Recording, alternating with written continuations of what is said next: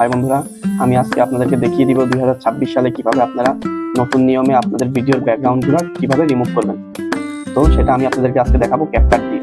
আমরা সবাই জানি ক্যাপকাটের ভিডিও ব্যাকগ্রাউন্ড রিমুভ করা অনেক সহজ, সেজন্য আমি আপনাদেরকে অনেক সহজে এটা বোঝানোর জন্য ক্যাপকাট দিয়ে দেখিয়ে দিব। চলুন আমি আপনাদেরকে ক্যাপকাট দিয়ে দেখিয়ে দিচ্ছি। সবার আগে আপনি চলে যাবেন ক্যাপকাটে যাওয়ার পর এখান থেকে নিউ প্রজেক্টে ক্লিক করবেন। ক্লিক করার পর আপনি যে ভিডিওটার ব্যাকগ্রাউন্ড রিমুভ করতে চাচ্ছেন ওটা এখান থেকে সিলেক্ট করে নেবেন। আমি ভিডিওটা সিলেক্ট করে নিলাম, তারপরে এখান থেকে ক্লিক করে দিলাম। ক্লিক করে দেওয়ার পরে এখানে আগে আপনার যে ভিডিওটা আছে এটার উপর একটা ট্যাপ করে দিবেন। ট্যাপ করে দেওয়ার পরে এখান থেকে অনেকগুলো অপশন চলে আসবে। তো আপনি সিম্পলি এখান থেকে রিমুভ ডিজি বলে একটা অপশন আছে, এই যে দেখুন, এখানে ক্লিক করে দিবেন।